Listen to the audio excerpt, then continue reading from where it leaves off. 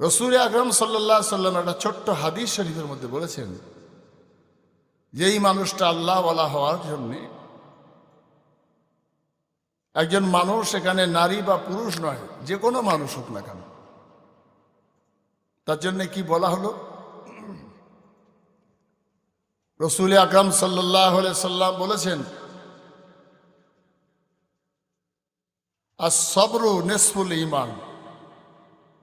ধৈর্য হলো মানুষের অর্ধেক ঈমান। অর্থাৎ ধৈর্যশীল মানুষকে আল্লাহ এত পছন্দ করেন, আস-সাবরু নিসফুল ঈমান। একটা হাদিস শরীফের মধ্যে বলেছেন, আল হায়াউ শুবাতু মিনাল ঈমান।